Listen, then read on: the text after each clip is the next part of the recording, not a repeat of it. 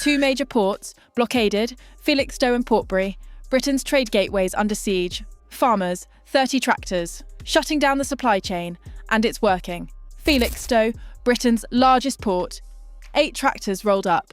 Midnight. January 23rd, blocked both gates, every truck coming in, every truck going out, stopped. 1,600 vehicles trapped, 600 cars inside the port. Can't leave. 7 hours. Midnight to 7 a.m. Total shutdown. £250,000 per hour in losses. Port security confirmed it. And Keir Starmer? Silent. Not a word. As Britain's main trade gateway grinds to a halt.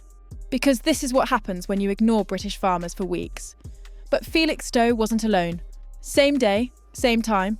Portbury docks, West Country farmers, or 30 to 35 tractors. Devon, Somerset, Cornwall, all converged. M5, Junction 19, a 369, rush hour. Complete gridlock, 5-mile tailbacks, both directions. Thousands of commuters trapped, can't get to work. Because farmers are blocking Russian grain imports. Foreign food flooding British markets, undercutting British farms, and Starmer's letting it happen. 2 ports, same day, coordinated attack. This wasn't random, this was planned. Farmers across Britain, communicating, organising, escalating. From depots to ports, from blocking warehouses to shutting down Britain's main trade gateways. And communities are supporting them, drivers honking, waving, cheering the farmers on. Because everyone sees it now. Starmer's destroying British farming, and farmers are fighting back. Let me show you how we got here. The escalation Starmer ignored. January 5th, Daventry Depot, first blockade. Farmers warned Starmer, fix this or we escalate. He ignored them. January 12th, Tesco depots, Peterborough, Doncaster, Hinckley. 3 locations, simultaneous blockades. Shelves empty across the Midlands, signs up in stores. Due to farmers' protests blocking depots, no stock available. Starmer still silent. January 22nd, Lidl depots, Luton, Peterborough, Doncaster, shut down, farmers levelling up, hitting multiple supermarket chains, making it impossible to ignore. Starmer ignored it anyway. So January 23rd, farmers went nuclear. Ports, not just any ports. Felixstowe, Britain's largest, handles 48% of UK container traffic. 4 million containers per year. Connects Britain to the world. 8 tractors shut it down. Midnight. 8 farmers drove up. Blocked both gates. North Gate, South Gate. Nothing in, nothing out. Banners everywhere. Save our farms. Save our future. Fight the tax. The inheritance tax. Labour's farm death tax. 20% on farms over £1 million. Family farms handed down for generations. Now face massive tax bills. Forcing sales. Forcing closures, farmers are watching their heritage die. So they're blockading Britain's ports, and here's what happened at Felixstowe. Hour by hour, midnight, tractors arrive, block both gates. Trucks start piling up immediately. 1 a.m, 100 vehicles trapped. Port security calling police. Farmers not moving. 2 a.m, 300 vehicles. Lorry drivers getting out, some angry, some supportive. 3 a.m, 600 vehicles. Port cameras turned off. Security doesn't want evidence of the chaos. 4 a.m. 1,000 vehicles. Farmers move to one gate. Ease pressure slightly, but still blocking. 5 a.m. 1,400 vehicles. Dawn breaking. Backup stretching miles. 6 a.m. 1,600 vehicles. Port losing £250,000 per hour. 7 a.m. Farmers finally leave. 7 hours total. Mission accomplished. And Starmer? No statement, no acknowledgement, nothing. Like it didn't happen. Like Britain's main port wasn't just paralysed for 7 hours, but Portbury. That's where the visual chaos hit. 35 farmers, West Country, rolled up at dawn, blocked the dock entrance. M5, Britain's main southwest route, gridlocked instantly, rush hour. Thousands trying to get to work, stuck, 5-mile tailbacks both directions. Junction 19, completely blocked. A 369, impassable, farmers with banners. Stop Russian grain imports, support British farms. And drivers? Most of them supportive, honking, waving, taking photos, because everyone knows foreign grain flooding in, undercutting British farmers, destroying the industry, and Starmer's trade deals, making it worse. Cheap imports from Russia, from Brazil, from Ukraine, flooding British supermarkets. British farmers can't compete, can't survive, going bankrupt. So they blocked Portbury, where that grain comes in. And here's the thing. These aren't random farmers, this is organised. Farmers from 3 counties, Devon, Somerset, Cornwall, 35 tractors, all showed up same time. They communicated, planned, coordinated with Felixstowe, hit 2 ports same day, maximum disruption, maximum message, and the message is clear. Fix this or we shut Britain down.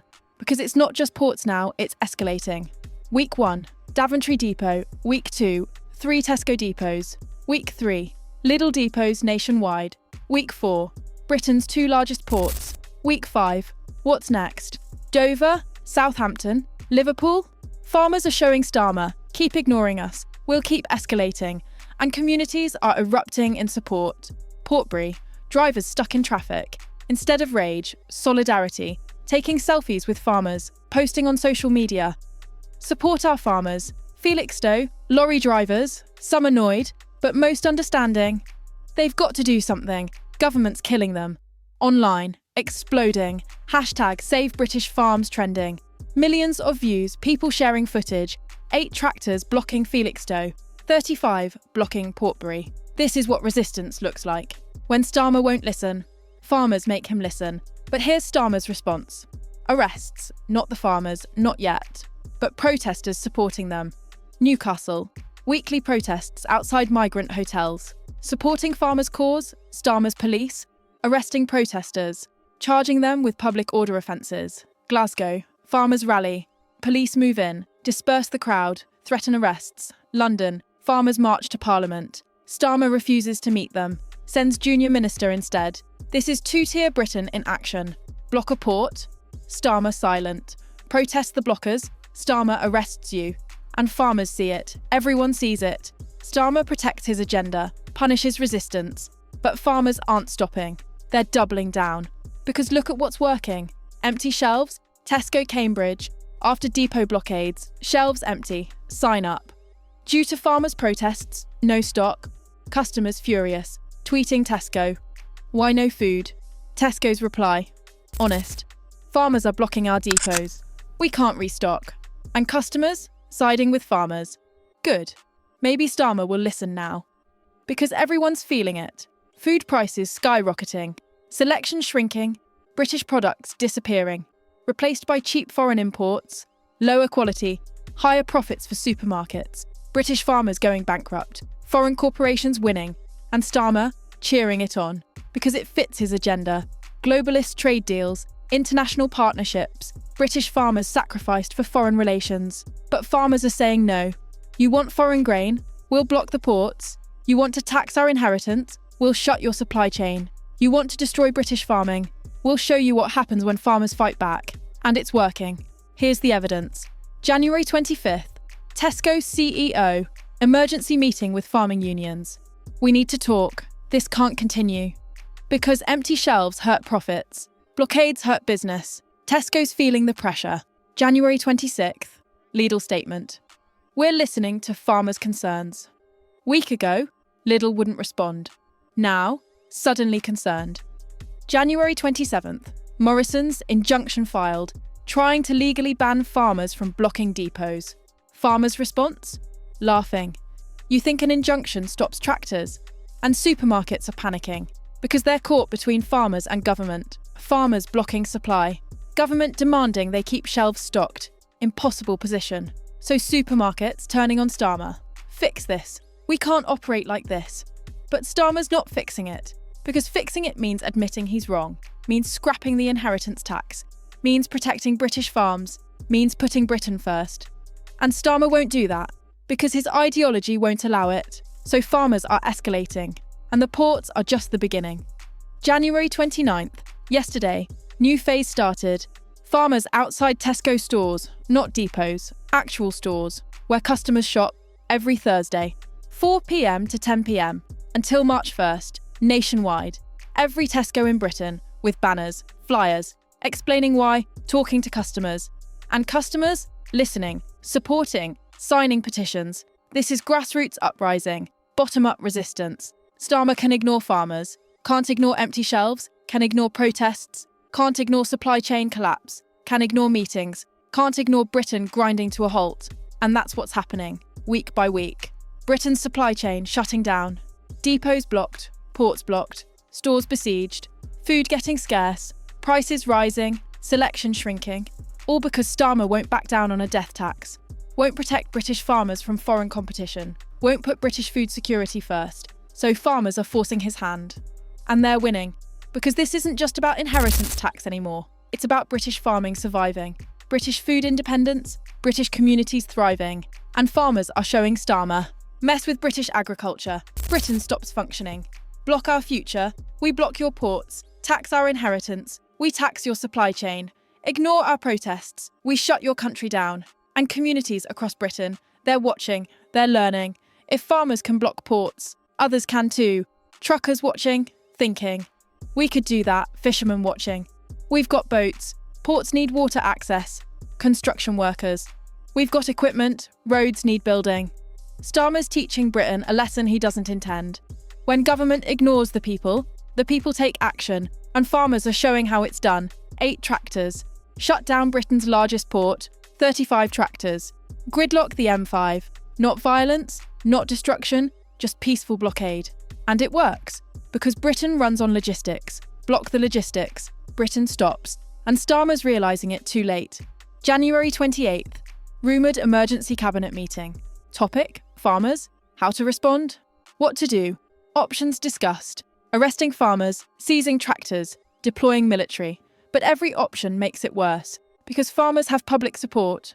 Arrest farmers, public outcry, more protests. Seize tractors, farmers buy more, community funds them. Deploy military, against British farmers, political suicide. So Starmer's stuck, can't stop the blockades, won't change the policy. And farmers know it, that's why they're escalating.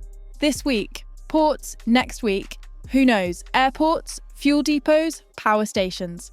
Farmers have the equipment, have the support, have the determination, and they're not stopping until Starmer caves. Because this is existential, this is generational farms dying. Heritage ending, communities collapsing. Farmers have nothing left to lose, everything to fight for. And Starmer, he's losing control. 2 ports blockaded, more coming, supply chain fracturing. Public supporting farmers, businesses turning on government.